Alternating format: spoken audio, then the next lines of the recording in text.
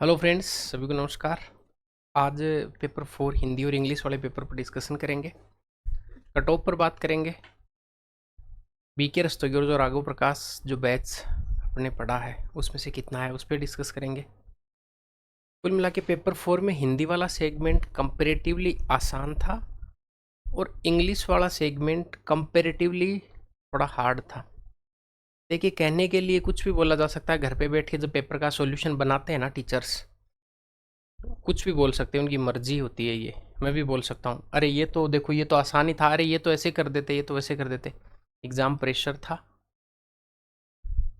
और वैसे ही इंग्लिश में थोड़ा सा कम आती है। इंग्लिश वाला सही में थोड़ा सा, जितनी बार मेंस लगे हैं उनमें थोड़ा सा कॉम्प्लिकेटेड था ये पेपर इस बार का, इस बात को स्वीकार करना पड़ेगा। हालांकि जो बीके रस्तोगी किताब अपन ने पूरी का किया था, जो बच्चे पढ़े हुए उनको ध्यान होगा, मोस्टली चीज़ें कवर हुई है, पर फिर भी थोड़ा सा टफ था पेपर। सबसे पहले इंग्लिश का देख लेते हैं, हिंदी वाला बाद में करते हैं।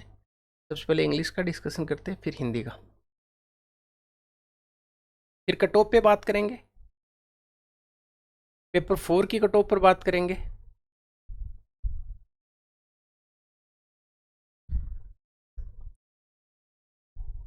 जैसा आपको ध्यान होगा कि 1 से लगा के और 10 तक जो क्वेश्चन है वो उसमें एरर आपसे निकलवाएगा। वो इसलिए बता रहा हूँ क्योंकि नए बच्चे भी क्लास देखते हैं, जो बच्चे पहले से ही इसमें मतलब मेंस नहीं दिया होता, इसलिए। और फिर 11 से लेके 20 तक के जो क्वेश्चन है वो आएंगे आपके वोकेबलरी वाले सेक्शन के। और इसमें फिर आपके ग्रामर के जो टॉपिक्स हैं, 10 से आर्टिकल है, प्रीपोजिशन है, इसके अलावा डायग्नाइट है, पेसिव वॉइस है, मॉडल्स है। ये जो 6 टॉपिक आपके सिलेबस में है, इनकी एरर फाइंड करवाता है। हमने चिल्ला चिल्ला के यूट्यूब पे बात बताई थी कि एक पैटर्न वो फॉलो करता है लगभग एग्जामिनर, और ये तब तक ध्यान रख लेना जब तक एग्जामिनर तक ये बात नहीं पहुंच जाए। पहुंच गई उसके बाद में तो इसमें थोड़ा सा उन्होंने इस सीक्वेंस को बदल दिया। अब जो हुआ उसको तो हुआ, अगली बार से इस चीज़ को अपन ध्यान दे लेंगे। इसमें देखिए question number 1, there is a great deal much than meets the eyes. अब बहुत बार ये बात चिल्लाते हैं अपन, देसी भाषा में बोलते हैं कि अपन बोलते हैं ये नोट्स मोर देन सफिशियंट, ऐसा बोलते हैं। ये किताब मोर देन सफिशियंट है। तो मोर देन के पहले मच नहीं, किसका प्रयोग किया जाएगा? मोर का। यहाँ पे मैं थोड़ा थोड़ा से लिख देता हूँ क्योंकि ये इस स्लाइड में लिखने वाला शायद होगा नहीं ऐसा करके, तो इसको मोर, हालांकि आपको फिर पूरा लिख के आना, there is a great deal more than meets the I. Clear हो गया? तो यहाँ पे ये मोर आएगा। ठीक है। एक आध मैंने टेलीग्राम पे वो देखा था, कुछ सॉल्यूशन का उन्होंने कई टीचर्स लोगों ने पोस्ट कर रखा था, उसमें एक आध मिस्टेक है, उनको भी ठीक कर देंगे। उन्होंने शायद गलती से या जल्दीबाजी में ऐसा कुछ कर दिया होगा। ऐसा नहीं उनको नहीं आ रहा होगा भाई, इंग्लिश जो पढ़ रहे उनको इतना तो आता ही है। नेक्स्ट क्वेश्चन देखिए, ये वन ऑफ द गर्ल, ये भी थोड़ा सा कंपेरेटिवली आसान है। तो पहला क्वेश्चन तो आपको बता डिटर्मिनर का। दूसरा, one of the girl hurt herself climbing out the window. One of the girl नहीं आएगा, फिर वन ऑफ द गर्ल्स आएगा। तो यहाँ पे आपको वन ऑफ द गर्ल्स, अब ये यहाँ पे ये हर्ट्स नहीं है, हर्ट ही होगा। Herself climbing out the window, तो इसका उत्तर क्या लिख के आना था? One of the girls hurt herself climbing out of the window. Clear हो गया? इस सेंटेंस को कंप्लीट लिख के आना था। ये आसान है, रियली आसान है। ये मोर देन मच देन नहीं आके ये वाला भी किया जा सकता है, क्योंकि ये भी एक बहुत सिंपल सा सब्जेक्ट वर्ब एग्रीमेंट का एक छोटा सा जो कॉन्सेप्ट है, ये है ये वन ऑफ द गर्ल्स। ये क्वेश्चन एग्जामिनर हर बार ऐसा करता है, या तो डिड नोट दे के फिर वर्ब की second form did not wanted दे देता है कई बार वो। तो इसका मतलब ये, या फिर कई बार कोई वर्ब की जो फर्स्ट सेकंड फॉर्म है वो सेकंड फॉर्म ही है, पर उसको जानबूझ के फिर वो सेकंड फॉर्म और बना देता है। देखो यहाँ पे लिखा हुआ वॉकड, ये वॉक ही हो जाता है, ये वॉकड नहीं आएगा। तो her loud cries woke me up at about midnight. तो ये देखिए वॉक नहीं आके ये वॉक जो है ये अपने आप में कौन सी फॉर्म है? सेकंड फॉर्म है, तो ये वॉक क्या आएगा? ये वॉक्ड नहीं आएगा, इन्होंने जानबूझ के ईडी लगाया हुआ। ऐसा पिछली बार क्वेश्चन था जिसमें उन्होंने डिड के बाद में वर्ब की सेकंड फॉर्म लगा दी थी, तो सेकंड, हाँ, उसके बाद में फर्स्ट फॉर्म ही आती है, तो यहाँ पे वॉक का वॉक किया जाएगा, वॉक नहीं आएगा, है ना। एक शब्द अलग और होता है, पर ठीक है, उस पर अभी बाद में बात कर लेंगे। तो ये वॉक शब्द आएगा। तो ये कंपेरेटिवली आसान टेंस का क्वेश्चन है, खूब आसान है, थोड़ा सा कॉमन सेंस अगर इसमें लग जाए तो। ये बात अपन ने करी हुई है अच्छे से।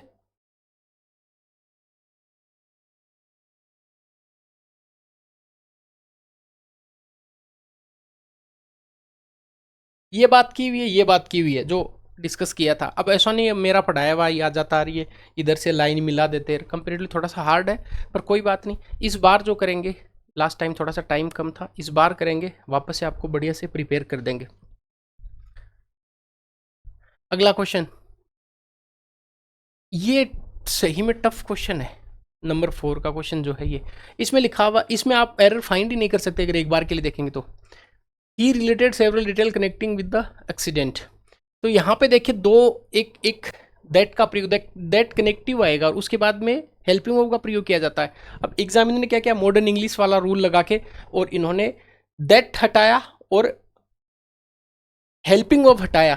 तो अब थोड़ा सा कॉमन सेंस क्या लगा सकते हैं कि यहाँ कनेक्टिंग लिखा हुआ, तो कनेक्टिंग तो अगर लगाएंगे सामान्यतया तो हेल्पिंग वर्ब बाद में लगाएंगे। यहाँ पे हेल्पिंग वर्ब हटाया तो कनेक्टिंग का सेकेंड फॉर्म, कनेक्ट का सेकंड फॉर्म कनेक्टेड आएगा यहाँ पे। ये थोड़ा सा टफ था सही में, ये दिमाग लगाना मुश्किल हो जाता है। तो यहाँ पे लिखेंगे he related several detail connected with the accident, तो इसमें कनेक्टेड आएगा। हो सकता है कि भैया आपने नहीं वो छोड़ दिया हो। ये वापस डिस्कस किया था, ऑल दो देर आर सम, ये देखो कितनी बड़ा ब्लेंडर किया इन्होंने, ये सिमिलरिटीज़ की स्पेलिंग गलत लिखी हुई है, हो जाता है ऐसा, या तो टाइपिंग की वजह से। In the personalities of the twins the differences among them, ये अमंग और बिटवीन का जो ट्रिक लगाई थी वो वाली यहाँ काम में आ गई। तो यहाँ among them are considerable, among them नहीं आके क्या आएगा, बिटवीन। ये थोड़ा सा मैं लिख देता हूँ, हालांकि इसको पूरा लिख के फिर आपको बिटवीन लिख के आना था, ठीक है। ये आपको इसका जो सॉल्यूशन का वो पीडीएफ वो आपको डलवा देंगे, इसमें मुझे लिखने में थोड़ी सी परेशानी आ रही है इस पेपर में, ऐसा करके, ठीक है। तो यहाँ पे बिटवीन का प्रयोग होता। अब किसी ने ऐसे सीधा बिटवीन लिख के आ गया तो उसको नंबर नहीं देगा एग्जामिनर, वो काट देगा ऐसा, क्योंकि री राइट करना हर एक सेंटेंस को। तो एरर फाइंड करो, फिर उसको क्या करना है, री राइट करना है। क्लियर हो गया। ये तो सामान्य हर टीचर ने पढ़ाया होगा इसको, ये बताया होगा, ये किसी ने नहीं बताया होगा, ये पक्की बात है। और बाकी ऊपर वाले जो 3 हैं वो मैंने भी बताया है, किसी और ने भी बताया होगा। है बीके रस्तोगी सर की किताब में से 80 नंबर की इंग्लिश है, तो मुझे ऐसा लगता है 64-65 नंबर की इंग्लिश कवर हुई है। वो वीडियोस पड़े हुए हैं बैच में, आप उनको देख सकते हैं। चलिए नेक्स्ट 6 नंबर का question, he use rather harsh word noting her but he can have some very strong reason for doing it. अब ये बात टेंस शुरू करी तो पहली लाइन क्या बोली थी, देखो ही यूज क्या आ रही है, वर्ब की सेकेंड फॉर्म। तो जो सेंटेंस पास्ट में शुरू होता है वो आगे किस में चलता जाएगा, पास्ट में चलता जाएगा। ये बात कोई भी अगर टीचर पढ़ाएगा बताएगा तो कॉमन सी शुरू कर देगा, कॉमन सी बात बताएगा कि अगर पास्ट में सेंटेंस शुरू है, एक भाग्य वाक्य में पास्ट का प्रयोग हो रहा है, तो आगे वाक्य किस में चलता जाएगा, पास्ट में चलता जाएगा। तो यहाँ पे देखिए, ये देखिए कैन बट ही कैन, अब यहाँ पे कैन नहीं आएगा, कैन, हालांकि मॉडल ने तो इसमें कुड का प्रयोग होगा, कुड। पर हाँ अगर इस वाक्य को देखिए, अब थोड़ा सा very strong reason for doing it, अब एक मे का प्रयोग बताया था, एक मे की पास्ट टेंस आपको बताई हुई थी माइट, तो कुड या फिर माइट, आप जो एक सही करके कर सकते हैं। यहाँ पे मॉडल पास्ट का प्रयोग होगा, न कि कैन का प्रयोग। कुड किया तो ठीक है, इतना कोई बड़ा मुद्दा नहीं है। बात समझ में आ गया, क्लियर हुआ ये बात आपको।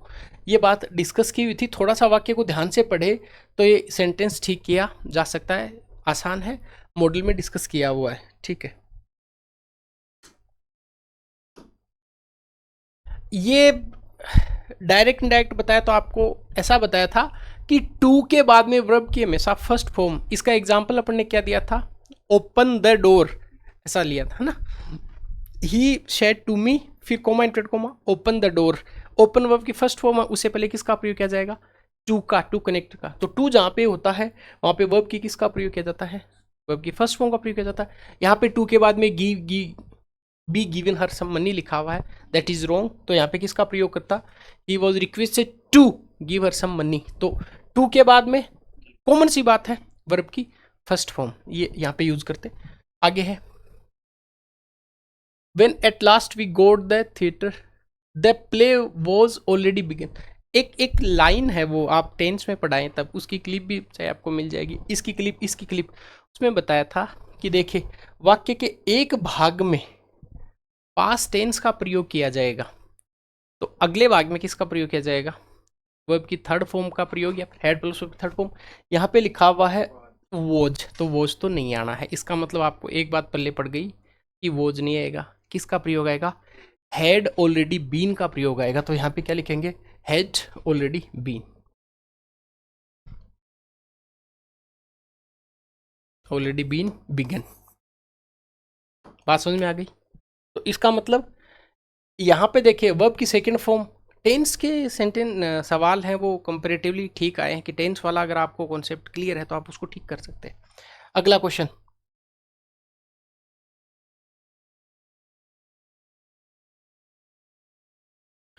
Having been taught from childhood to respect his elder, he grew up to be humble and gentle। ये देखिए शुरू में ही पकड़ में आ गई आपकी बात, आई एन जी। तो दो आई एन जी एक साथ, जब टेंस वाला परफेक्ट टेंस किया था तब having plus having plus have. तो यहाँ पे लिखा हुआ है हैविंग बीइंग, तो ये तो B E I N G कैसे आएगा? सीधा सीधा क्या जाएगा? बीन। तो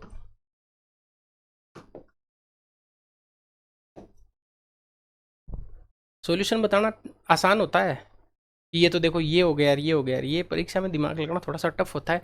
ये तब होता है जब आप 6 महीने तक अच्छे से इंग्लिश पढ़ें और अभ्यास करें। तो अभी कुछ इतना कोई खास नहीं बिगड़ा हुआ है, अभी इसको और डिटेल से बात करते हैं। अगला है, ये तो कॉमन छोटा सा वाक्य है, वुड यू माइंड बताया था कि वुड यू, हाँ वुड का प्रयोग बताया था कि आपकी पोलाइट रिक्वेस्ट करना है चाय पानी के लिए, कुछ पूछने के लिए, रास्ता पूछने के लिए, तब यहाँ पे किसका प्रयोग किया जाएगा? विल की जगह वुड का प्रयोग। ये मॉडल का वाक्य, आसान वाक्य है, आप इसको कर सकते हैं।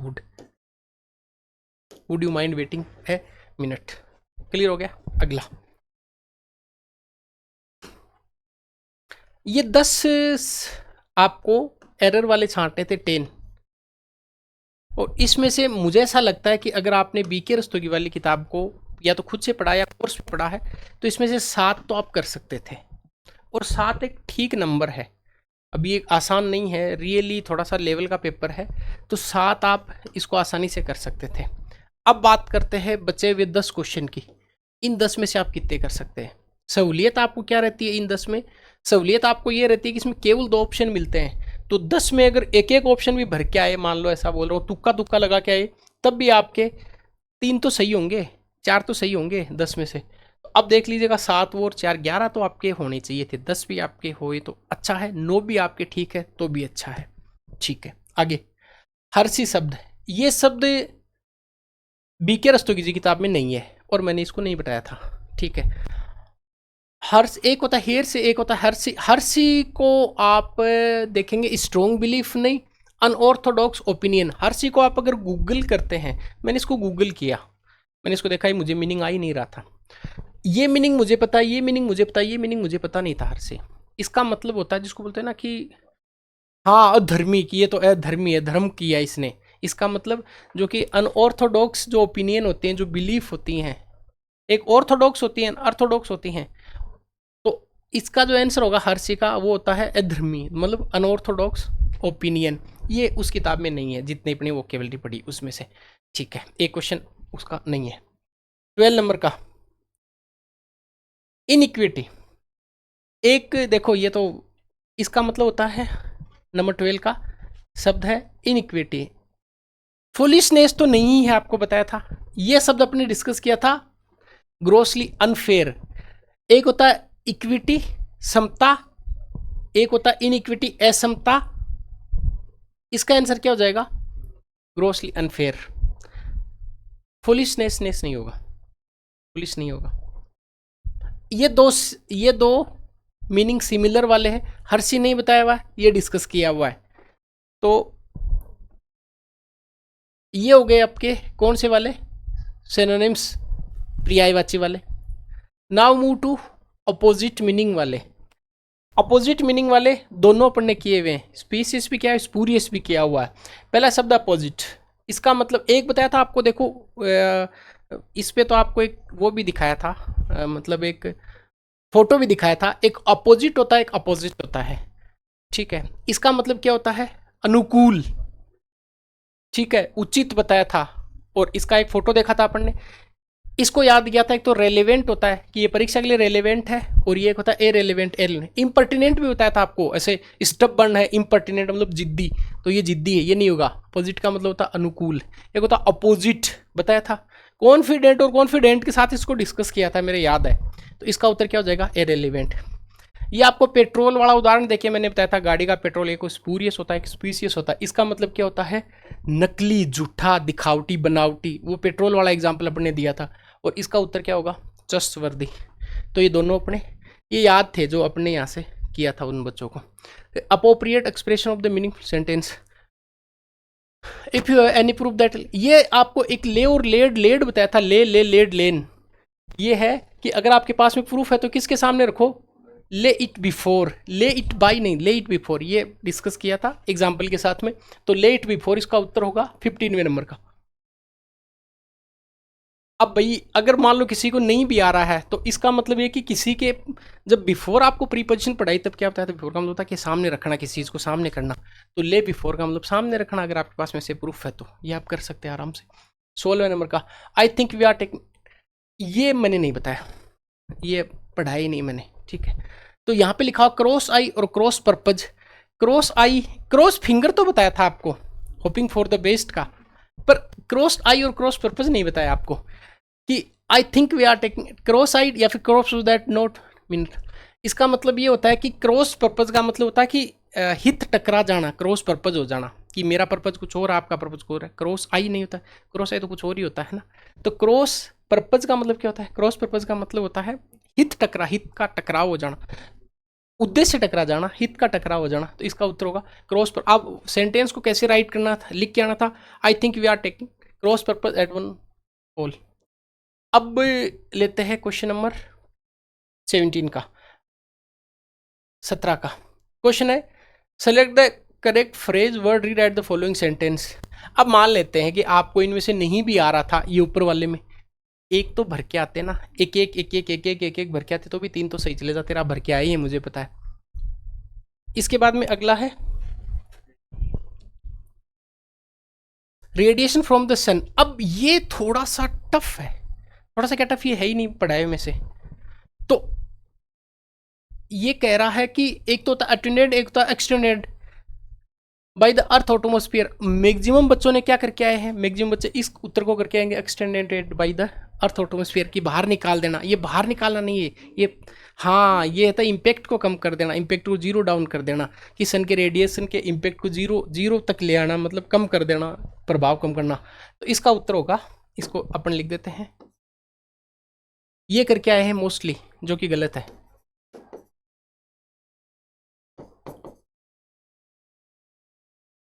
बाय द सेंस ऑटोमेट्री, ये भी नहीं पढ़ाया।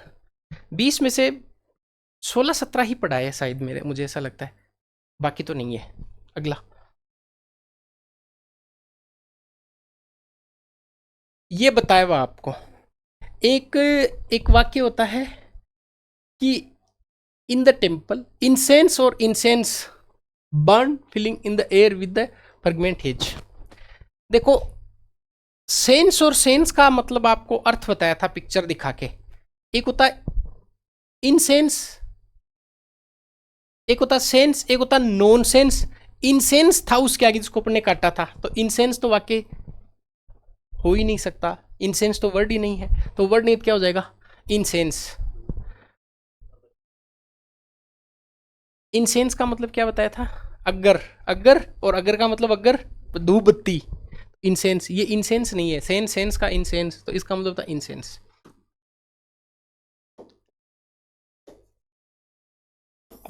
और भी बहुत सारे टीचर्स ने पढ़ाया होगा, ऐसा नहीं कि यही एकमात्र टीचर है या एकमात्र कोर्स है इसमें ऐसा पढ़ाया। मैं ऐसा नहीं बोल रहा हूँ, मैं कह रहा हूँ अपने डिस्कस किया था, इससे थोड़े बच्चों को रिलेट करने में आसानी हो जाए।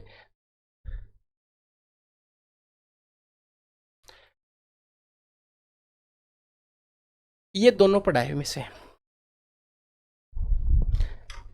ए group of people with similar interest often in a large organization, एक बड़े ग्रुप में सारे के सारे लोग, पिक्चर वाला वाक्य। हाँ, आपको यहाँ पे एसोसिएशन, कम्युनिटी, अपन ने एसोसिएशन किया था इसका, एसोसिएशन वाले में। हालांकि इसका हो सकता है कि कुछ और भी, इसका एग्जैक्टली जो वर्ड है वो कुछ और भी हो सकता है, पर इसका अपन ने क्या डिस्कस किया था, जो किताब में लिखा हुआ था, एसोसिएशन किया हुआ था। हालांकि जब इसको गूगल करके देखा तो इसका क्लिक वर्ड है CLIQUE, पर ठीक है, हो सकता है कि दोनों ठीक मान ली जाए एग्जामिनर के द्वारा। तो मैं लिख देता हूँ,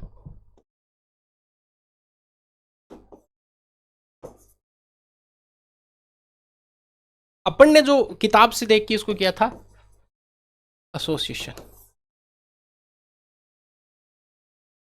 इसका पिक्चर आपको दिखाया था, वो बैठा ही बैठा रहता है। हाँ, 263 263 नंबर पे, पेज पे, हाँ लेफ्ट साइड में। क्या बात है, बहुत याद है आपकी। तो अब वहां पे बताया था कि वहां पे वो केवल बैठा ही बैठा था, केवल साइन करके आ रहा है, ऐसे बैठा हुआ था टेबल पे लगा के, कि वो केवल काम कर रहा है, केवल पैसे ले रहा है, काम उसके कोई भी नहीं है। साइने क्योर बताया था, सीने क्योर, साइने क्योर, कई बार डिस्कस किया इमेज दिखा के। और फिर ये भी अपने डिस्कस किया था कि देखिए ये तो भाई घर वाले खुश भी होते हैं कि मेरे बच्चे को कोई काम नहीं करना पड़ रहा है, वो ठाला बैठा रहता है, ठाला बैठा पेमेंट लेता है, तो वो तो गलती है ना ऐसा करके। तो इसका साइने क्योर हो जाएगा,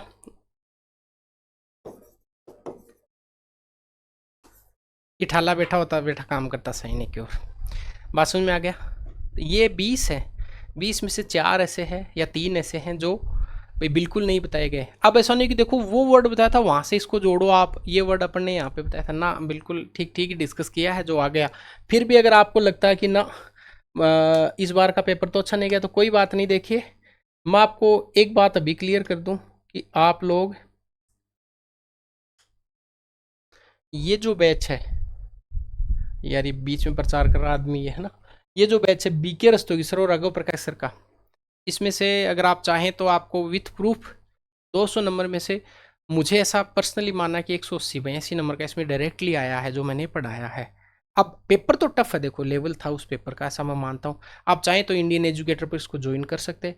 इसमें इस बार और ज़्यादा मेहनत करेंगे भाई, अपने पास में समय है। इंग्लिश में गलती नहीं दूंगा मैं, ये बात है। हिंदी आप लोग खुद रट लेना, देसी तरीके से मैं आपको याद करवाने वाला हूँ इसको, ठीक।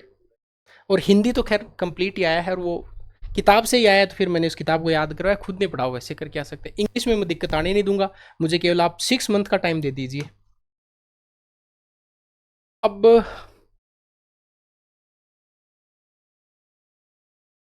21 से लेकर 25 तक अनसीन पेसेज वाला, अनसीन पेसेज कंपेरेटिवली आसान था, हार्ड नहीं था इस बार का।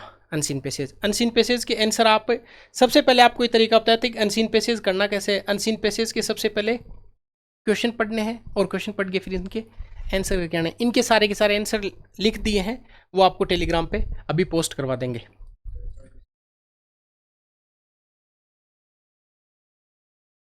यस, और ये जो 24वां क्वेश्चन है, ये मैं पेज अभी तो ध्यान नहीं है, ये जो वर्बेटिम शब्द है ये BK रस्तोगी सर की किताब से ही वापस आया हुआ है, जो कि वोकेबलरी मैंने करवाया हुआ है। शायद आपको कहीं क्लिप मिल जाएगी इसकी, ठीक है।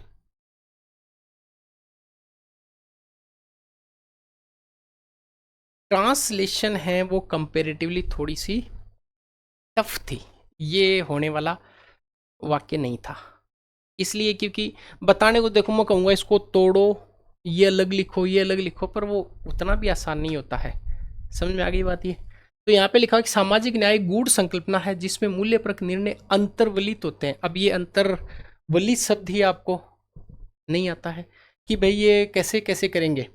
सामाजिक न्याय एक गूढ़ संकल्पना जिसमें मूल्यप्रक निर्णय अंतर्वलित होते हैं। अब बहुत सारे ये लिखने में तो दिक्कत है कि बहुत सारे बच्चों के ऐसा इश्यू है इसमें, पर 2 पार्ट में करें तो कैसे करें, एक भाग ये बनाए एक भाग ये बनाए। तो सामाजिक, अच्छा पहले ऊपर और छूट गया क्या कोई, नहीं यही है।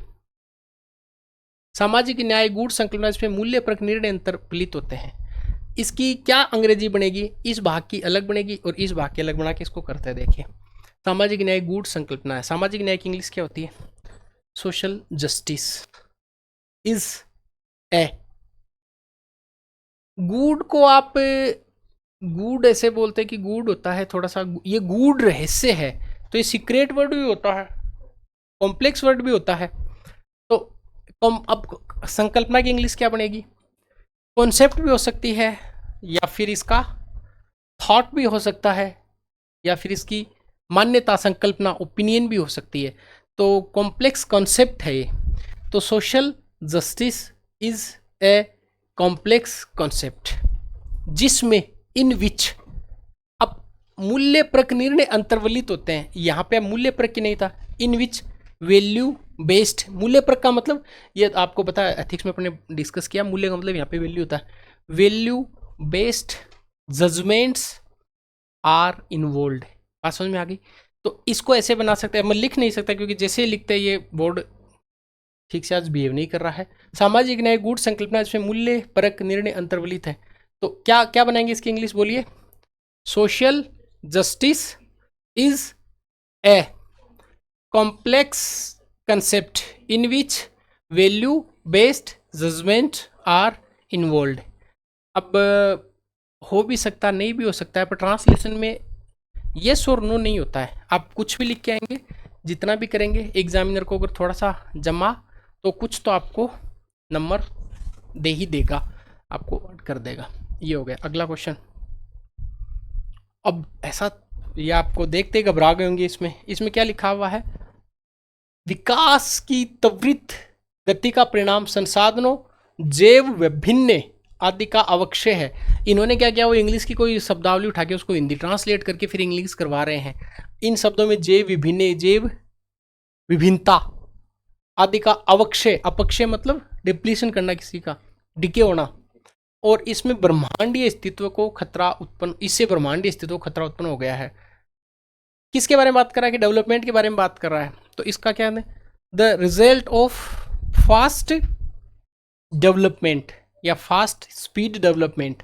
तो the result of fast speed development, इसका मतलब विकास की त्वरित गति का परिणाम। अब ये इन्होंने त्वरित गति का परिणाम, ये गलती यहाँ पे गलत लगाया हुआ है कोमा, ये कोमा से फिर सही नहीं होगा। यहाँ पे ऐसा होगा कि विकास की त्वरित गति का परिणाम, फिर आगे संसाधनों जैव बुनियादी का अवक्षय है, फिर वापस आगे वाक्य को बनेगा। वाक्य ही सही में ठीक नहीं किया इन्होंने। ठीक है, तो विकास की त्वरित गति का परिणाम, इसकी इंग्लिश क्या बनाएंगे?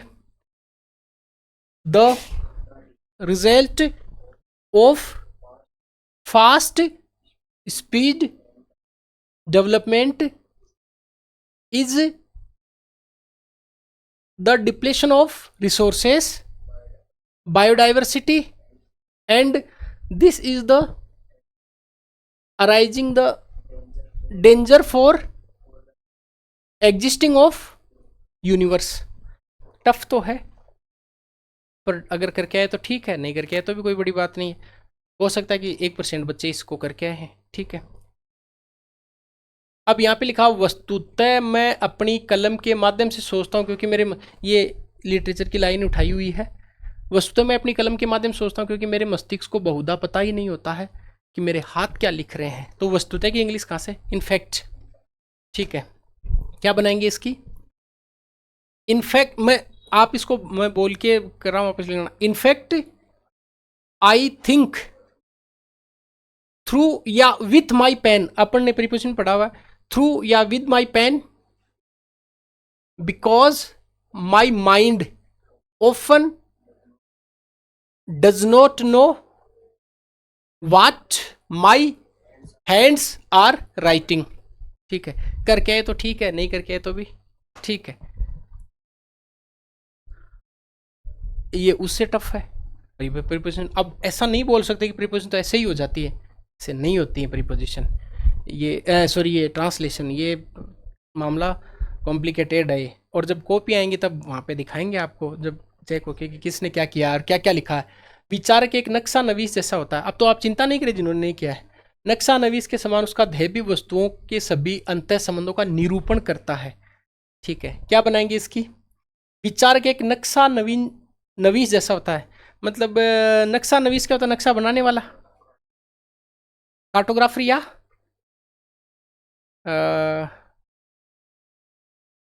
हाँ कार्टोग्राफर ठीक है, बाकी तो देसी तो फिर क्या लिख के आएंगे, कोई पटवारी नहीं। हाँ तो विचारक एक नक्शा नवीस जैसा है, तो a a thinker is like a cartographer, his goal is to depict interrelation of the all the things। ठीक है, तो कार्टोग्राफर नक्शा बनाने वाला, नक्शा मीन्स क्या था? ए thinker is like a cartographer, cartographer की तरह होता है। ठीक है, अब ये कार्टोग्राफर की स्पेलिंग आ रही है कि नहीं आ रही भाई पता नहीं, आप क्या लिख के आए हो, पर चिंता मत करो, सब आपकी तरह ही है, ठीक से नहीं लिख के आए। ये हो सकता है कि थोड़ा सा आपको कुछ आइडिया हो जाए, कौन से वाले का? अभिव्यक्ति की स्वतंत्रता लोकतांत्रिक है और स्वतंत्र समाज में सबसे महत्वपूर्ण स्वतंत्रता है, क्योंकि सभी स्वतंत्रताओं की आधारशिला है। ये ऐसा हो सकता है कि इसकी इंग्लिश अभिव्यक्ति की स्वतंत्रता, ये आपको आ रही है। अब वहां पे देखो नियम क्या कहता है, अभिव्यक्ति की स्वतंत्रता, फिर कोमा लगा के और फिर आगे लिखते तो बच्चे के लिए ट्रांसलेशन में आसान हो जाता। इसको अभिव्यक्ति स्वतंत्रता और लोकतांत्रिक स्वतंत्रता में सबसे महत्वपूर्ण स्वतंत्रता, क्योंकि ये सभी स्वतंत्रता की आधारशिला। इसमें दो गलतियां भी करी हैं एग्जामिनर ने पूरे पेपर में। एक आई के बाद में इन्होंने नाउन का प्रयोग किया, जबकि वर्ब का प्रयोग होना चाहिए, एडवाइज वाला वाक्य, और एक ये वाला, एक सिमिलरिटीज वाला। एक गलती और आएगी जो मैं आपको पेपर में बताऊंगा, अभी 3 गलतियां हैं इसमें। अब ऐसी गलती से उम्मीद नहीं होती, ऐसी गलती करे हो। तो अभिव्यक्ति की स्वतंत्रता लोकतांत्रिक और स्वतंत्र समाज में सबसे महत्वपूर्ण स्वतंत्रता है, तो क्या बनाएंगे इसको? Freedom of expression is the most important freedom in democratic and free society because this is the foundation of all the freedoms। तो इसका मतलब टफ था मामला, पर आप करके आ गए होंगे, नहीं करके आए तो भी कुछ थोड़ा बहुत भी करके आए तो भी नंबर आपको आने की गुंजाइश रहेगी। देखते ट्रांसलेशन 10 नंबर के छोड़ तो नहीं सकते, इस बार जो हुआ उसको कोई बात नहीं, अगली बार इंग्लिश में गलती नहीं होएगी। नेक्स्ट बढ़ते हैं आगे वाले वाक्य पे। Make the following passage out of 1/3। 1/3 में मैंने आपको क्या बताया था भाई, यहाँ पे जो वर्ड लिखे हुए हैं इन्होंने तो खुद में ही लिख के दे दिए, उनका आपको 1/3 करके आना था। और एक चीज़ आपको ध्यान रखनी थी, ताकि अगर आपको ये पढ़ के समझ में आता है कि today there are few Indians, अगर आप इसको पढ़ पा रहे हैं कि ये क्या लिखा हुआ है तब तो ठीक है, अदरवाइज फिर इसमें कम से कम 10 नंबर में से 2-2.5 नंबर लाने का तरीका वही अपने लाइन वाला, लाइन मिला के कुछ तो करके आना ही था, और आते नंबर ऐसी बात नहीं है। तो कंपोजिशन पार्ट का वही है, समझ ले तो बेटर है, नहीं समझ इसको लिखें तो फिर 3 लाइन तो आप लिख के आए हैं पक्का। 31, 32 देखो, 32, 33 दो क्वेश्चन का आपने ये डिस्कस किया था कि ये जो पैराग्राफ है इनको आपको बताना था। सोशल मीडिया इंटरपर्सनल रिलेशनशिप, ये बात आपने करी थी कि सोशल मीडिया को आपको देख सकते हैं, सोशल मीडिया वाला। तो एक अगर आप social media and interpersonal relation आप अगर बताएं तो सोशल मीडिया को डिफाइन अपन करके आ सकते हैं कि what is social media. Social media के एग्जाम्पल क्या क्या हैं, सोशल मीडिया के एग्जाम्पल क्या क्या, मतलब सोशल मीडिया के मीन क्या है, मीडियम क्या है, क्या क्या हो सकते हैं। तो भाई आप व्हाट्सएप है, फेसबुक है, ट्विटर है, ठीक है, ये सारे के सारे सोशल मीडिया के टूल्स बोल सकते हैं इसको। इसे इंटरपर्सनल रिलेशन, तो सबसे पहले इंटरपर्सनल रिलेशन के बारे में लिखते हैं कि what is actually stand for interpersonal relation, और सोशल मीडिया इन इंटरपर्सनल रिलेशन को बेनिफिट पहुंचा रहा है या इनको हार्म कर रहा है, या फिर सोशल जो रिलेशन है उनको कैसे हार्म कर रहा है। इस पे आप के पास था मसाला इतना कि social media and interpersonal relationship के बारे में बताना था। एक बार इसको कैसे कैसे कर सकते थे अपन, सोशल मीडिया को डिफाइन करके आ सकते थे, और फिर इंटरपर्सनल रिलेशन को डिफाइन करना था आपको, और फिर सोशल मीडिया का इम्पैक्ट क्या है इंटरपर्सनल रिलेशंस के ऊपर। ये जियोपॉलिटिकल टेंशन, ये जियोपॉलिटिकल टेंशन वाला, इसमें आपको शब्दावली नहीं आती अगर ये करके, तो मास सर्विलेंस एंड प्राइवेट राइट्स, ये थोड़ा सा कर सकते थे कि मास सर्विलांस जो व्यक्ति के पर्सनल राइट्स होते हैं, जो प्राइवेट राइट्स होते हैं, व्यक्ति की प्राइवेसी होती है, उसको किस प्रकार से डाइल्यूट कर रहा है, किस प्रकार से इसको हार्म कर रहा है। इसमें भी आपको शब्दावली नहीं मिलती। ये अच्छा था जिस पे डिस्कस किया था अपन ने कि social media and interpersonal relationship के बारे में आप लिख सकते हैं। सोशल मीडिया का बताया था कि ये आप ऐसे एक इंपॉर्टेंट को लिख सकते हैं, ठीक है। इसको मास सर्विलांस या फिर द प्राइवेट राइट को कैसे लिख सकते थे, इसमें आपको फिक्स ट्रिक वाली लाइन बताई थी कि वर्तमान समय में ये एक प्रॉब्लम है जो कि बनी हुई है। ये किसके बीच में प्रॉब्लम बनी हुई है, ये मास सर्विलांस और प्राइवेट राइट अर्थात व्यक्ति की इंडिविजुअल लिबर्टी के लिए और सर्विलांस को लेकर प्रॉब्लम बनी हुई है, जिन्होंने डेमोक्रेसी की रूट तक को सेक कर रखा है, ठीक है। और फिर आप ये बता देते कि मास सर्विलांस क्या है, प्राइवेट राइट्स क्या है। यहाँ आसान लग रहा है बताना, मैं इसलिए बता रहा हूँ आपको। वो परीक्षा में लिखते हैं तब आपको ये सोशल मीडिया इंटरपर्सनल रिलेशनशिप भी नहीं लिखा जाता है, ये आसानी से कर सकते थे। अगला क्वेश्चन,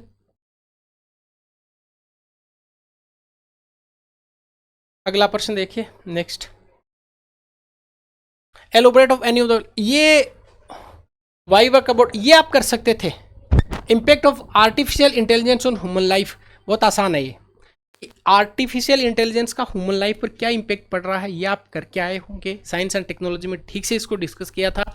आर्टिफिशियल इंटेलिजेंस क्या है, आर्टिफिशियल इंटेलिजेंस की टूल क्या क्या है, आर्टिफिशियल इंटेलिजेंस कैसे यूज हो रहा है, आर्टिफिशियल इंटेलिजेंस कहाँ कहाँ पे यूज हो रहा है, और आर्टिफिशियल इंटेलिजेंस ह्यूमन के लिए किस प्रकार से बेनिफिटेड है, ह्यूमन को किस प्रकार से बेनिफिट पहुंचा रहा है, और साथ ही साथ में आर्टिफिशियल इंटेलिजेंस के थ्रेट्स क्या क्या है, इसको लिखा जा सकता था। बहुत ज़्यादा इसका कोई बड़ा इश्यू नहीं था। इसके बाद में अंतिम है अपना लेटर वाला सेगमेंट। देखिए इनके उत्तर यहाँ करें तो कम से कम 8 घंटे की क्लास चाहिए सबको करने के लिए, इसलिए इनके आंसर तो आपको लिख के देंगे। ट्रांसलेशन वाला आपने डिस्कस किया ही हुआ। लेटर वाला, इसमें हमने क्या डिस्कस किया था कि ये एग्जैक्टली सेम का सेम आ गया। अपन ने क्या डिस्कस किया था कि जब भी लेटर लिखे तो उसको कितने पार्ट में डिवाइड करेंगे अपन, लगभग 5 से 6 पार्ट में डिवाइड करेंगे। फिर ये बताया था कि लेटर लिखेंगे तो उसको पॉइंट के फॉर्मेट, कुछ पॉइंट भी डालेंगे आप लोगों। लेटर लिखेंगे तो फिक्स लाइन आपको लिखनी थी। अगर मैं आपको दिखा पाऊँ तो मैं बताता हूँ आपको। ये हो गया कंप्लीट। अब लेटर वाला देखते हैं, देखिए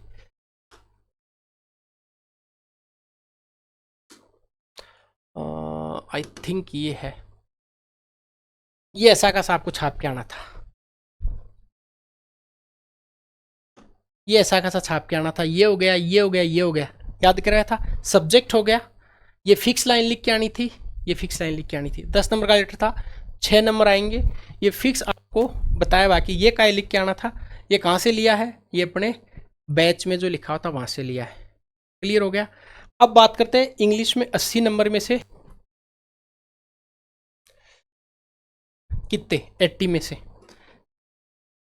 80 नंबर में से मुझे ऐसा लगता है पर्सनली कि आपके अगर 25 से के आसपास नंबर है, 25 से 30 के आसपास, तो ठीक नंबर है। और 25 से 30 में कम से कम आपके 10 से 12 नंबर ग्रामर में होने चाहिए और 15 से 16 नंबर आपके कंपोजिशन में। ये ठीक ठीक नंबर है, क्योंकि चौथे पेपर के जो नंबर हिंदी और डिस्कस कर लेते हैं, ये 90 टू 100 के बीच में। भाई ये मेरा मानना, हो सकता है गलत हो, ये नंबर वो ज़माना लद गया भाई। 148 आते थे। इस बार कोशिश तो करेंगे हम मिल के वापस से, अभी से हिंदी इंग्लिश पढ़ना शुरू कर दें। RS बनना है तो हिंदी इंग्लिश पढ़ना है। अब बात करेंगे हिंदी वाले की। अब किसका डिस्कस करेंगे, हिंदी वाला। हिंदी का देखिए 200 नंबर का चौथा पेपर था, 120 नंबर की हिंदी थी। मैक्सिमम क्वेश्चन, मैक्सिमम क्या सारे क्वेश्चन, मुझे एक आधे क्वेश्चन भी ऐसा नहीं लगा जो नहीं पढ़ाया था अपन ने, छोड़कर मुहावरा और लोकोक्ति के कुछ वर्ड को, और एक वो इनफॉर्मल एजुकेशन का है, वो अपने पढ़ाए में से नहीं है। बाकी सारा है, देख सकते हैं। देखिए यहाँ से शुरू करेंगे। सामान्य हिंदी, सबसे पहले 50 अंक का ग्रामर है, फटाफट इसको बोल बोल के डिस्कस कर देंगे। मैं लिखूंगा तो टाइम जाएगा, ये लिख के सारा स्कैन करके आपको टेलीग्राम पे डाल देंगे थोड़ी देर में ही, ठीक है। पहला क्वेश्चन है संधि कीजिए। संधि कीजिए मतलब, संधि कीजिए मतलब लिखना था इसको, संधि को, ये विच्छेद दिया हुआ था, इसकी संधि करके लिख के आनी थी। समुद्र प्लस उर्मी, आपको पता है समुद्र उर्मी होगा, इसको लिखने में आपने गलती नहीं करी होगी परीक्षा में, ऐसा लिख के आएंगे समुद्र उर्मी। नहीं नहीं गलत हो गया, ये ऐसा लगेगा,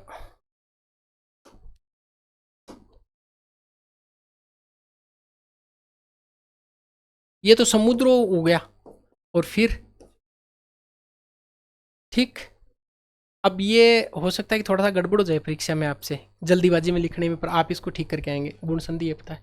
परिच्छेद बहुत आसान है, ये च और छ आ जाएगा बीच में, परि और छेद, अनुच्छेद की तरह आ जाएगा ये।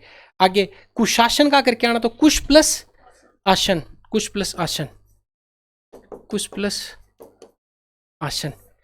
अन्वेषण का क्या हो जाएगा, अनु प्लस एशन। ये बहुत आसान आसान आई है। अगला देखते हैं, ये मिट जाएगा, अगले पे चलते हैं। ये आसान है, आसान है, उनको बहुत ज़्यादा आपको बताने की जरूरत है नहीं, आप लोगों को पता है। कुशासन, इसके बाद में अन्वेषण हो गया। 5वें नंबर का है संधि विच्छेद कीजिए। महोदार्य, ये क्वेश्चन कई बार परीक्षा में आ गया। महा प्लस औदार्य होगा, औ पर 2 मात्रा आएंगी। महा प्लस औदार्य, वृद्धि संधि। संधि विच्छेद वागीस, ये गलती में आपने अगर कै के नीचे नहीं लगाया है कर दिया, तो वाक ईश, अगर ईश में ई बड़ा बताया था आपको, वाक प्लस ईश, ठीक है। ईश और ईश्वर दोनों बड़े आएंगे, याद रखना, ईश्वर बहुत बड़े हैं इसलिए। तो ये जो 6 सवाल थे संधि वाले, इसमें अगर आपने सिली मिस्टेक जानबूझ के फास्ट करने के चक्कर में करी है तो करिए, अदरवाइज कोई हार्ड नहीं था, बेहद आसान था। निम्नलिखित उपसर्ग के योग से दो दो शब्द बनाने थे। एक नी शब्द आया, एक भर शब्द आया, दोनों आपको बताए हुए हैं, दोनों किताब में लिखे हुए हैं। तो एक तो नी से क्या बन सकता है, निकाय बन सकता है, और एक नीरत बन सकता है। तो 2 शब्द निकाय और नीरत। अब इसके उत्तर क्यों नहीं बता रहे, क्योंकि हो सकता है किसी बच्चे ने निशब्द लिखा हो, वो तो निशब्द हो जाता है, ऐसा कोई और आप करके आए होंगे, तो इसलिए इसका उत्तर कोई ऐसा नहीं कि जो बताया वही है। निगम हो सकता है, किसी बच्चे ने निगम लिखा हो, नियम लिखा हो किसी ने, ठीक है। अब ये आपको आसान है, भर, वो आगे आ रहा है, भर, ठीक है। तो 2 उपसर्ग के 2, ये जो भर वाला है, इसके योग से 2 शब्द बनाने थे, ठीक है। एग्जैक्टली मेरे अभी याद नहीं आ रहे, मैं आपको बताता हूँ। निम्नलिखित उपसर्ग को पृथक करना है, पर्याप्त। अब ये गलतियां ना होती है परीक्षा में, वो किसी ने अगर पल भर किया है तब वो गलती करके आएगा। अब ये शब्द है पृथक करना,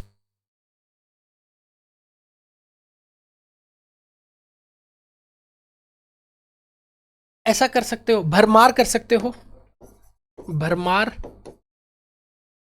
इसके अलावा भरतार, भरपूर कर सकते हो। निकले उपसर्ग को पृथक करना है, पृथक, पर्याप्त। कौन सा उपसर्ग है इसमें, ये आपको आ रहा है, प्री, और उपसर्ग की मात्रा बताई हुई आपको लगभग छोटी। इसमें सदगुरु लिखा हुआ है, तो क्या लिखेंगे, सत प्लस गुरु। ये द अगर करके आए तो गड़बड़ मामला करके आए तो भी कोई नहीं, इस बार अगर गड़बड़ करके आए तो अगली बार गलती मत कर देना। अगली बार टारगेट रहेगा आपके वापस से सेम वाला, और मेहनत करके सदगुरु। तो इसका क्या बन जाएगा, सत प्लस गुरु। प्रत्येक योग से 2 2 शब्द बनाने, एक तो लारा, एक यारा है। ल एक पहले भी आया हुआ था परीक्षा में, आरएस में आया था। तो ल का क्या बनेगा, शीतल, उर्मिल, कुंतल, मृदुल। ये ल के प्रयोग से आपने बनाई दिए होंगे, भेद आसान है। निम्नलिखित प्रत्येक योग से 2 शब्द बनाए। या से क्या करके आए हैं, या में तो आप अगर प्लूरल वाला बना रहे हैं तो या अपने आप ही बन जाएगा। कौन सा, हाँ गलत है, ठीक है। हाँ, कहानी है, हाँ ठीक है। तो या वाले से क्या लिखेंगे,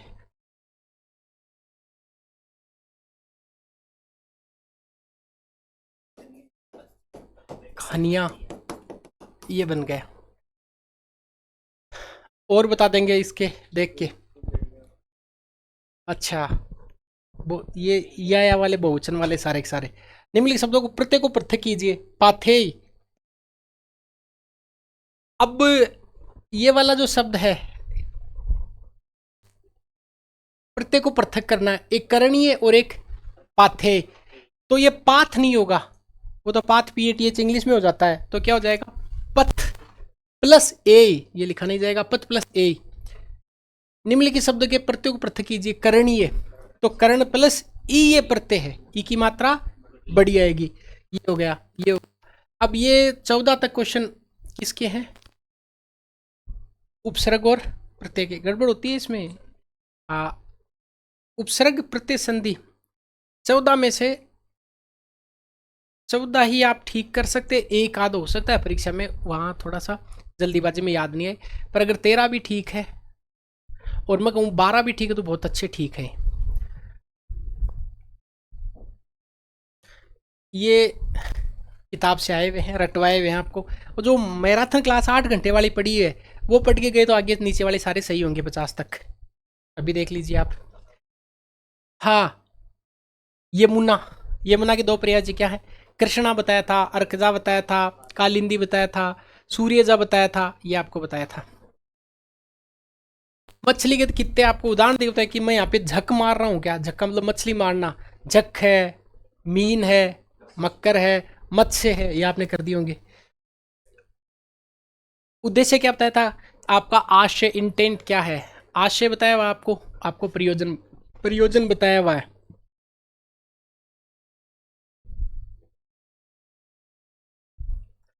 अनशन, उपवास, उपवास बताया था, अन्न त्याग बताया था। भूख हड़ताल भी है क्या, नहीं, हाँ ये उसमें नहीं आएगा। विलोम, शालीन का विलोम शब्द क्या होता है, ये बड़ा शालीन लड़का है, ये बड़ा धृष्ट या उद्दंड लड़का है, इसका उद्दंड हो जाएगा शालीन का, बताया हुआ, ये बताया। वो 8 घंटे की मैराथन यूट्यूब पे पड़ी हुई है, उस पर तो वो छुपा भी नहीं सकते, 20,000 बच्चों ने उसको देखा हुआ है। और वो उसी ऐप की क्लास है जिस बैच में BK रस्तोगी और राघव प्रकाश का बैच है, उसी की क्लास डाली हुई है। ये हो गया, ये विलोम। गत क्या बताया था, गत, अनागत, आगत, तो काल देख, मुझ में सारा ब्रह्मांड देख, तो गत का आगत। अज्ञे, वो आपको वो डाला था उस पे तो गोला, टेस्ट सीरीज के क्वेश्चन है सारे के सारे। अज्ञे में क्या बताया था, अज्ञे का विज्ञ होता है, प्रज्ञ होता है, सर्वज्ञ होता है। आर्स, आर्स, अनार्स, आर्स अनार्स, ये ए वाले आगे। एग्जामिनर ने क्या किया है, एग्जामिनर ने कॉपी खोली होगी आपका, कोई सी भी किताब खोली होगी BK रस्तोगी वाली, ये मैंने क्लास में भी बताया था, राघव प्रकाश की किताब खोली हुई, ए वाले उठा लिए इधर से, ठीक है, फिर वो आगे बढ़े होंगे। आर्स, अब है अर्थी और अर्थी, टेस्ट सीरीज के क्वेश्चन है सारे के सारे। एक होता अर्थी और एक होता अर्थी। अर्थी क्या होता है, सब को ले जाने के लिए बनी हुई सैया, और अर्थी क्या होता है, विद्यार्थी, मतलब इच्छा वाला। तो अर्थी और अर्थी, ये इच्छा वाला और ये सब को ले जाने के लिए बनी हुई सैया। सर्ग और स्वर्ग, सर्ग का मतलब क्या होता है, रचना या सृष्टि, और स्वर्ग का मतलब क्या होता है, देव लोक, परम धाम। आप ये बच्चे में बताया भाई, ये तो सभी को आ रहा है। कृपण और कृपाण, तो कृपण का मतलब क्या होता है, कंजूस, और कृपाण का क्या होता है, खड़ग, चंद्रहास, तलवार। तो ये हो गया इसका, ये बहुत आसान है। अभिराम और अविराम, अभिराम मानी सुंदर और अविराम मानी बिना रुके लगातार निरंतर। देखिए ए, के, ये लास्ट का, ये ए, ये ए, ये ए, ये, हाँ मैंने आपको ये बताया था कि एग्जामिनर ने कोई किताब उठाई होगी, उसमें पहले ए वाले दिए, सब लास्ट में पेज पलट के से वाले दे दिए। ये बात क्लिप के तौर पर पढ़ी हुई, आप उसको देख सकते हैं। हिंदी और इंग्लिश वाला पेपर सबसे शानदार, कि मतलब वैसे तो सारे प्रमाण आपको डाले, पर हिंदी इंग्लिश वाले में तो कुछ भी बाहर नहीं है जो अपने डिस्कस किया था।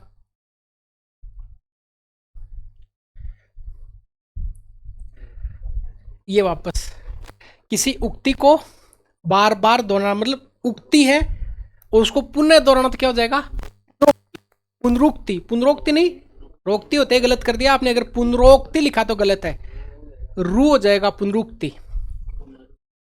यस, ये भी बात की हुई है। व्याकरण शास्त्र का ज्ञाता क्या होता है, व्याकरण बताया था, 2 मात्रा लिख के आनी है व्याकरण पे, व्याकरण। ये बताया था आबाल वृद्ध, ये आ वाला वापस है। आबाल वृद्ध चर्चा की है पूरी पूरी। दूसरों का मुंह है जोहने वाला, प्रावलंबी, वो दूसरों पर निर्भर होने वाला भी होता है। हाँ, जोड़ने वाला है ना। एक होता है पर मुखापेक्षी, पर मुखापेक्षी, वो सब देखना आप, अभी मैं बताऊंगा।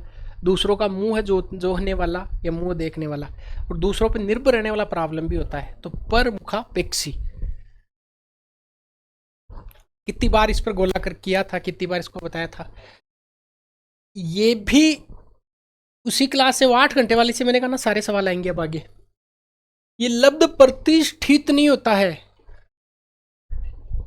छोटी मात्रा आएगी। कई बार तो लब्ध प्रतिष्ठित ऐसा देता है कि लब्ध प्रतिष्ठ, तो लब्ध प्रतिष्ठित लब्ध प्रतिष्ठ होता है, लब्ध प्रतिष्ठ। अब शब्द है अक्षुण,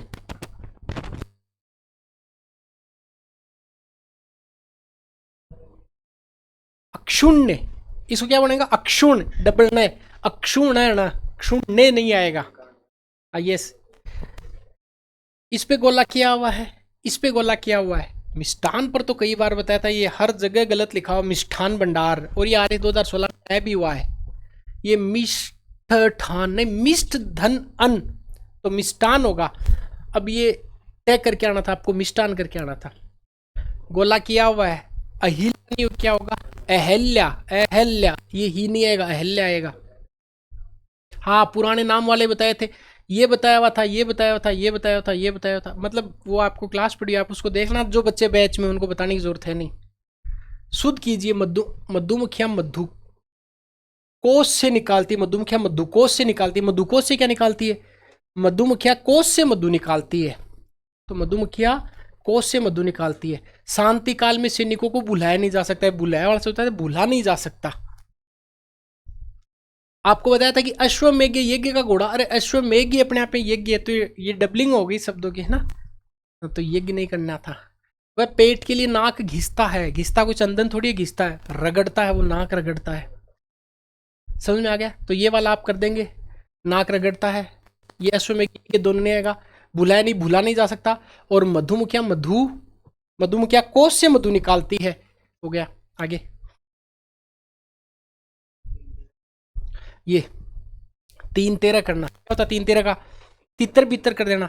वर्तमान समय में ये ऐसा कर सकते हैं कि उदंडी उपद्रव कर रहे थे और पुलिस ने आकर सबको 3-13 कर दिया, ऐसा कर सकते हैं, ठीक है, तितर बितर कर देना। या फिर वर्तमान समय में झगड़ा संयुक्त परिवार को तितर बितर कर देता है। अब देखिए, ये बड़ा एग्जामिनर पर डिपेंड करता है, यहाँ वो नंबर देता नहीं है। हम लोकोक्ति मुहावरे का अगर सही अर्थ लिखे तो भी वो नंबर काटता है, तो यहाँ हिंदी में नंबर कम हो रहे हैं। 3-13 का आपने कर दिया होगा। तितर बितर करना कैसे कर सकते, पुलिस ने उदंडियों को खदेड़ कर तितर बितर कर दिया। आंखों में खून उतरना, ये बताया हुआ है। तितर बितर का भी राघव प्रकाश जी में है, मैंने बताया, खुद ने पढ़ा, तो आपने खुद ने पढ़ा हुआ, हर जगह लिखा हुआ है। ये ऐसा नहीं कि मैंने ही बताया, मैं ये नहीं बता रहा हूँ, मैं ये कह रहा हूँ कि मैंने भी बताया था, ये अपन ने भी डिस्कस किया था इसको क्लास में, सबको याद किया था। आंखों में खून उतरना, खून उतरना मतलब क्रोधित हो जाना, कि आतंकवादियों को देखकर भारतीय सेना की आंखों में खून उतर आया, ऐसा लिख सकते हैं। बुलबुल पालना, ननियाल में बच्चा क्या करता है, बिगड़ जाता है। बुलबुल पालने का मतलब क्या होता है कि भाई अनावश्यक रूप से बहुत प्यार और दुलार करना, कि रमेश अपने बेटे को, या रमेश, हाँ, रमेश अपने बेटे को इतना बुलबुल पाल रखा है कि वह जरा सी भी मेहनत नहीं करना चाहता है, ठीक है। तो बुलबुल पालने का मतलब क्या होता है, नाम है बुलबुल, मतलब अत्यधिक प्यार और दुलार करना, नाम चमकाना, ठीक है ना, कि उसने कृषि कार्य के साथ में आरएस जैसी प्रतिष्ठित सेवा में प्रथम स्थान लाकर, पहली रैंक लगाकर माता पिता का नाम चमका दिया। ये पाला पड़ेगा आपका। देखो नाम, ये बुलबुल पालना मैंने नहीं पढ़ा है भाई, ये नहीं पढ़ा है मैंने, है ना, बुलबुल पालने का ये अपने डिस्कस किया ही नहीं, ये नहीं है पढ़ाए में से। नाम चमकाना पता लग गया। आगे, खरबूजे को देखकर खरबूजा रंग बदलता है, इसका मतलब होता है कि वो एक दूसरे को देखकर, भाई प्रशासन में एक ईमानदार प्रशासक की मेहनत को देखकर, नहीं ये नेगेटिव सेंस में आएगा कि प्रशासन में एक अधिकारी अन्य भ्रष्ट अधिकारियों को देखकर खुद भी रिश्वत लेने लग जाता है। सही कहा गया, खरबूजे को देखकर खरबूजा रंग बदल लेता है। ये पॉजिटिव के लिए नहीं है, ये नेगेटिव के लिए है ये। हाँ, ये देखो, ये मैंने नहीं पढ़ाया हुआ है, तो इसमें से दो ऐसे शब्द जो अपने डिस्कस नहीं किए हुए। नाचे कूदे बांद्रा, बांद्रा मतलब मंकी बंदर, माल मदारी खाए। डांस कर रहा है बंदर और माल खा रहा है कोई और ही और। कि जैसे जागरण में मेहनत करती है नर्तकी और अंतिम जो पैसे प्राप्त होते हैं वो लेके जाता संयोजक भजनी। तो सही कहा गया है, नाचे कूदे बांद्रा और माल मदारी खाए। भाई बांद्रा मेहनत कर रहा है और माल किसको मिल रहा है? मदारी को मिल रहा है। खाक डाले चांद नहीं छिपता। खाक क्या होती है? कहते खाक छानता फिरता है वो, कि मतलब भूसा टाइप, वो डालने से चांद को नहीं छिपा सकते। इसका मतलब ये है कि जिसके गुण होते हैं उनको आप झूठा लांछन लगा के उस पर पर्दा डाल के उसको ढक नहीं सकते। समझ में आ गया ना? खाक डाल ले चांद नहीं छिपता। आप खाक डाल दो चांद थोड़ी सी, चांद की चमक तो हमेशा रहेगी। तो ऐसा इसका वाक्य में प्रयोग क्या कर सकते हैं? ऐसा कर सकते हैं कि कंपनी में भ्रष्ट जो कर्मचारी है वो अगर लाख प्रयत्न करे परंतु ईमानदार कर्मचारी पर कोई प्रभाव नहीं पड़ता, क्योंकि खाक डाले चांद नहीं छिपता। ये लिख के आपको पूरा वहाँ पे टेलीग्राम पे देंगे। ये बहुत आसान है। बोवे पेड़ बबूल का आम कहाँ से पाए। साल भर तो आपने पढ़ाई नहीं करी और अब परीक्षा जब परिणाम आया, अनुत्तीर्ण हो गए, तो साल भर आपने मेहनत नहीं, निठल्ले रहे, तो अंतिम रूप से परिणाम प्राप्त हुआ। तो ऑब्वियस सी बात है आपको पॉजिटिव रिजल्ट कहाँ से मिलेंगे, क्योंकि बोवे पेड़ बबूल का आम कहाँ से होए। आप इसको अपने हिसाब से, हो सकता है कि कुछ और लिख के आए हो, वो सब सही है। इसका मतलब होता है कि अगर काम गलत कर रहे हो, साधन व साध्य की पवित्रता नहीं है, यहाँ पे गांधी जी वाला कॉन्सेप्ट है। आपका साध्य भी पवित्र होना चाहिए, साधन भी पवित्र, तब जाके आपको अच्छे रिजल्ट मिलते हैं। ये सब वापस आपको बताया था। हेरिडिटरी, ये तो बोलते हैं कि आजकल एक मेल पैटर्न हेयर लॉस हो रहा है। आजकल एक पैटर्न में हेयर लॉस होता है। क्या डॉक्टर के पास जाते हैं, क्या कहते हैं? ये हेरिडिटरी है। हेरिडिटरी मतलब वंशानुगत। तो हेरिडिटरी का मीनिंग क्या होगा? वंशानुगत। ये भी करवाया हुआ है, ये भी करवाया हुआ है। और कंसाइनमेंट का मतलब क्या होता है? प्रेषण। कंसाइनर, कंसाइनमेंट आपको बताया हुआ है। तो क्या क्या लिख के आएंगे इसका? प्रेषण। क्या होता है लेक्सिकोग्राफी का मतलब? जो डिक्शनरी होता है इसका दूसरा नाम क्या होता है? लेक्सिकोग्राफ। कोश रचना या कोश विज्ञान, लेक्सिकोग्राफी। ये लेक्सिकोग्राफर है। जो डिक्शनरी का वर्ड यूज करते हैं वो दूसरा नाम क्या है उसका? लेक्सिकोग्राफी। लेक्सिकन इथिक्स की किताब भी आती है। पर कोश रचना होता है, कोश विज्ञान होता है। इनफॉर्मल एजुकेशन, ये मैंने नहीं पढ़ाया। इसका मतलब अनौपचारिक शिक्षा। देखो एजुकेशन का मतलब शिक्षा आप कर देते, फॉर्मल का मतलब औपचारिक, नॉन फॉर्मल एजुकेशन का मतलब अनौपचारिक शिक्षा। 50 नंबर की ग्रामर हो गई। इसमें से एक तो माल मदारी वाला, एक बुलबुल वाला, एक इनफॉर्मल एजुकेशन वाला, लेक्सिकोग्राफी। ये पढ़ाई में से नहीं आई। 1 2 3 4 45 नंबर का आया हुआ है। अब ये हो सकता है कि आपको सिर्फ 45 का सभी क्या आया हुआ, हाँ आया होगा। मैं तो अपनी मेहनत की बता रहा हूँ कि 45 में से आपके कम से कम 42 नंबर, 42 नंबर तो आपके आने ही चाहिए थे। और मान लेते हैं कि आपके 40 नंबर भी आए हैं तो ये बहुत अच्छे नंबर है, क्योंकि आगे जो 70 नंबर बचा हुआ है आगे का, उस 70 में से अगर आपके 35 नंबर भी आ गए तो कितने नंबर हो गए? 75 से 80 के बीच में। और 25 से 30 नंबर आपके इंग्लिश, तो 110 के आसपास नंबर हो रहे। ये बहुत अच्छे नंबर हैं इस बार के। ठीक। अब बढ़ते आगे।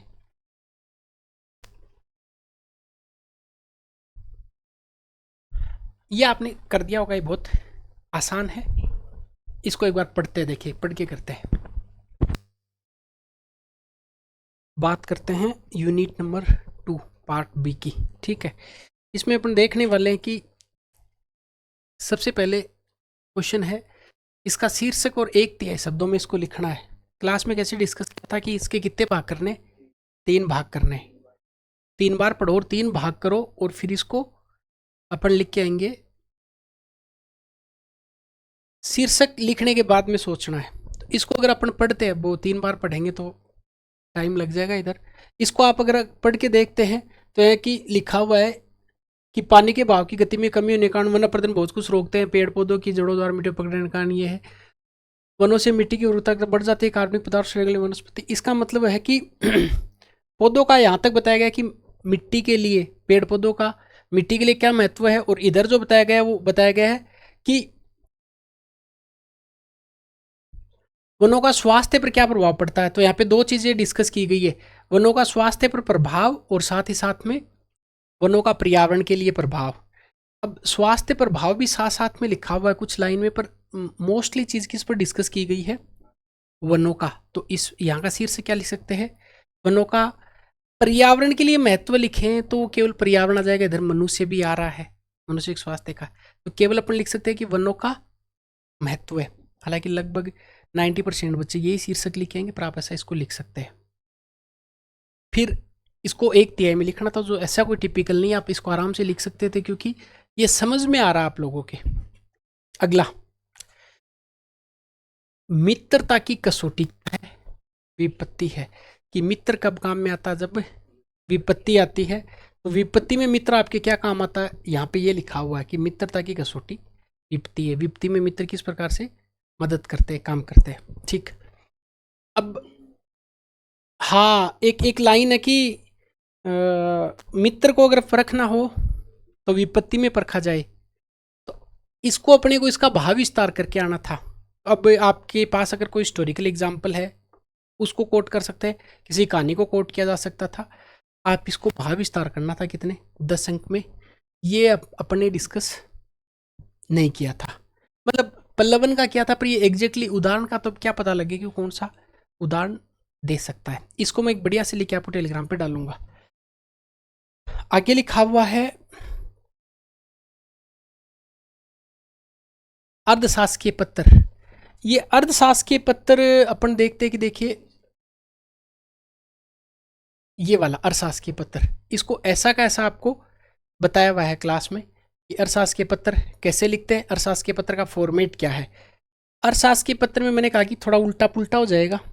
सबसे पहले प्रेषक अधिकारी का नाम पद आएगा, इधर प्रेषक अधिकारी कार्यालय का पता, पत्र क्रमांक और दिनांक आएगा, प्रेषित का नाम, मय संबोधन, ये प्रिय आदि नाम लिख सकते हैं, ये मध्य भाग लिख सकते हैं। ये फिर हृदय स्पर्शी समापन वाक्य करेंगे, प्रेषित का नाम पद लिखेंगे, इधर शुभेच्छु या सद्भावी लिखेंगे, नीचे ये जो अंडरलाइन वाले शब्द है वहाँ पे आप लिख के आ जाएंगे कि किससे टंकित किए। ये टंकित नहीं है, हाथ से लिखे, हस्तलिखित है। इस आप आराम से इसको करके आ सकते हैं। बात समझ में आ गई। अगला कंप्लीट है इसमें, और ये भी आपको बताया था कि इसमें 2 पेजेज आएंगे, एक ही पेज नहीं आएगा, अपने बढ़िया से लिख के आए होंगे। नेक्स्ट वाला है, ये एक बार पहले भी आया था, अजमेर घोघरा घाटी वाला।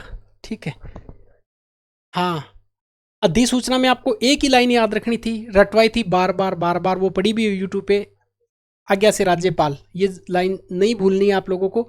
इसके लिए फॉर्मेट है ये, ऐसा कैसा आपको याद करवाया हुआ, ये वाला फॉर्मेट आपको इसमें लिख के आना था। प्रारूप अधिसूचना, राजस्थान सरकार विभाग का नाम, पत्र क्रमांक, दिनांक, फिर अधिसूचना, मध्य भाग ये आज्ञा से राज्यपाल हस्ताक्षर, फिर ये प्रतिलिपि सूचनार्थ आवश्यक कार्यवाही हेतु, ये आपने जरूर लिखा होगा। यहाँ पे जो पत्र क्रमांक डाला है उसमें एक आपने रक्षित पत्रावली रखी होगी, नीचे साक्षर पद नाम कर दिया होगा। मुझे पता आप लोग करके आए हैं बहुत अच्छे से, इसको 10-11 बार इसी को बार बार बताया हुआ था। इसके बाद में देखते आगे,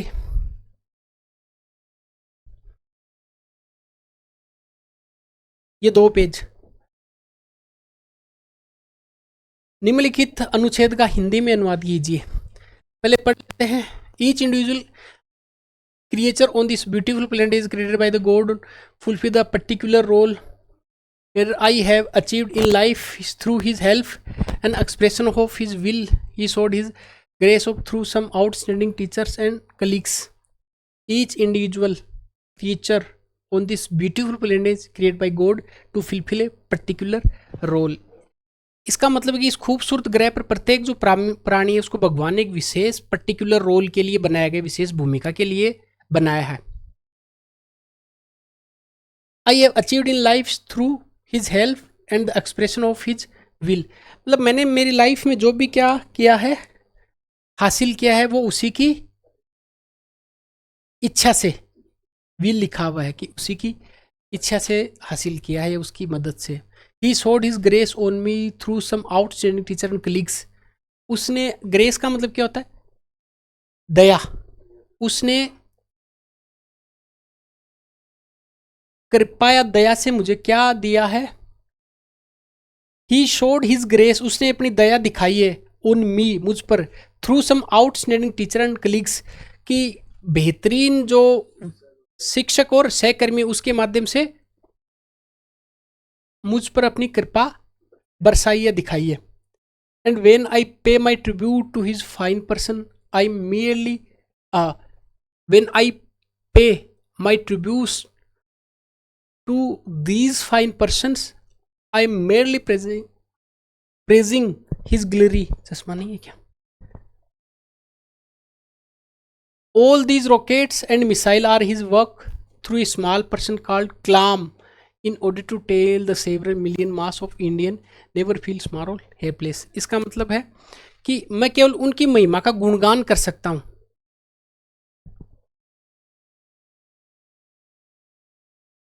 tribute on fine person, I am merely present glory, मैं उसकी महिमा गुणगान कर सकता हूँ. All these rockets and missile are his work, कि सभी रॉकेट और मिसाइलें कलाम के नाम से एक छोटे से व्यक्ति के माध्यम से उसका काम है. A small person called Kalam, in order to tell the several millions mass of India never feel small or helpless. Bharat के करोड़ों लोगों को यह बताया जा सकता है वे कभी भी छोटा या असहाय न समझे. ठीक है, मतलब नॉर्मल सा है, अगर आप इसको कर सकते हैं, आधे से ज़्यादा भी कुछ करके आते हैं तो ठीक है, लिख के आ जाएंगे. ठीक है, 1 2 3 4 5 6 लाइन का है. ठीक है. खनिज संपदा, राष्ट्रीय शिक्षा नीति, प्रौद्योगिकी मानव शक्ति का विस्थापन. ये आपको ध्यान रखना है कि अगर संभावना ये है कि अगर आपने राजस्थान ज्योग्राफी पढ़ा है, किया है, तो आपने खनिज वाला किया होगा. और आपको ऐसे वाले पोर्शन में बताया था कि जब भी ऐसे का पोर्शन लिखे लगभग 250 शब्द है, तो शुरुआत आपको किससे कर देनी है? शुरुआत आपको कोई कोटेशन से कर देनी है. आप चाहे तो किसी संगमरमर का एग्जाम्पल दे सकते हैं, कोयले का एग्जाम्पल. कोयला जब जलता है तब रोशनी देता है, खनिज का है.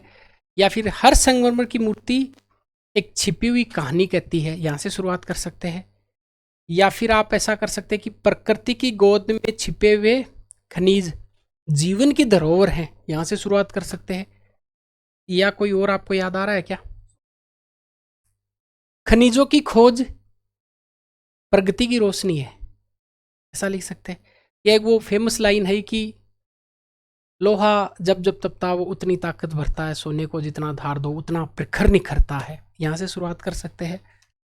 फिर इसमें बताना था कि खनिज संपदा, तो राजस्थान में खनिजों के बारे में बताना था कि राजस्थान में कौन कौन से खनिज, धात्विक खनिज है, अधात्विक खनिज, इनके बारे में बता देना था. खनिजों का चिड़ियाघर नहीं है, अजायब घर है राजस्थान. 82 प्रकार के खनिज यहाँ पे पाए जाते हैं. फिर खनिजों की कैटेगरी लिख देते. फिर थोड़ा सा आप ये लिख दे कि खनिजों के लिए सरकार द्वारा कौन कौन सी नीतियां लाई गई हैं खनिजों के लिए. साथ ही साथ आप कुछ एकाधिकार वाले खनिज यहाँ पे लिख सकते थे. एक बात को नहीं भूलना था कि खनिजों के अंधाधुंध विध्वंस से पर्यावरण को लेकर कुछ हत्या हो रही है, उसके बारे में आपको जरूर मेंशन करना था. ये भी एक डायमेंशन वहाँ पे लिख के आना था. हाँ, सहज रासर गांव वाला एग्जाम्पल लिख सकते थे. अरावली में जो जैव विविधता है, जो क्वेश्चन भी आया था इस बार, वो कहीं न कहीं खनिजों के मतलब विदोन का परिणाम है, मानव स्वास्थ्य पर भी इसका थोड़ा सा नकारात्मक प्रभाव पड़ता है। हाँ, सेंड पॉलिसी के बारे में लिख सकते थे जो लेके आई थी। ये आसान था, इस पर कोई नहीं कितना कोई बड़ा मुद्दा नहीं था। अब बात करते कट ऑफ के बारे में। देखो मेरा ये पर्सनल व्यू है, कट ऑफ पेपर पर डिपेंड करती नहीं है कभी भी। कट ऑफ डिपेंड करती है हमेशा एग्जामिनर के चेक करने पर। हर बार पेपर कहाँ तय करता है कि कट ऑफ कितनी रहेगी, पर मेरा मानना है कि ये जो कट ऑफ है ये 310 के आसपास, ये हो सकता है कि 360 रह जाए, क्योंकि एग्जामिनर खुल के नंबर दे दे तो कट ऑफ ज़्यादा चली जाती है, और एग्जामिनर अगर स्ट्रिक्टली थोड़ी सी हार्ड मार्किंग करते हैं तो कट ऑफ कम जाती है। ये कट ऑफ रहनी चाहिए 310 के आसपास। आप पेपर का डिवीजन कर ले, चौथे पेपर में 100 के आसपास नंबर, बाकी सब में 75-80 का एवरेज लेके चलते हैं, तब आपको 310 नंबर वाला है। अब जो आपने किया है वो बेस्ट किया होगा, और जिन बच्चों को लगता है कि वो इंडियन एजुकेटर से जुड़ना चाहते हैं तो इस बैच को आप इनरोल कर सकते हैं। या फिर आप ऐसा कर सकते हैं कि अगर आपको कंप्लीट प्रिपरेशन करनी है या कंप्लीट आप करना चाहते हैं तो आप ऐसा कर लेंगे। एक बैच है जो रिसेंटली अपन शुरू कर रहे हैं, और उसका नाम है ये वाला बैच, जिसमें आपको ये ड्रीम बैच है, आरबीएसई सीबीएसई की सारी किताबें कवर करेंगे, और साथ में बीके रस्तोगिरागो प्रकाश सर की किताब को वापस से अपन कवर करेंगे। इसमें आपका प्री का पूरा आ जाएगा, मेंस का पूरा आ जाएगा, आंसर राइटिंग कैसे करनी है, क्या लिखना, सारा सब कुछ बता दिया जाएगा। बहरहाल कट ऑफ की बात कर ली, पेपर 4 के बारे में बात कर ली, इसको डिटेल से लिख कर आपको नीचे टेलीग्राम का लिंक दिया हुआ उसमें डाल दें, क्योंकि लिखने में कम से कम 6 घंटे का टाइम लगता। मिलते हैं अपन नेक्स्ट क्लास में।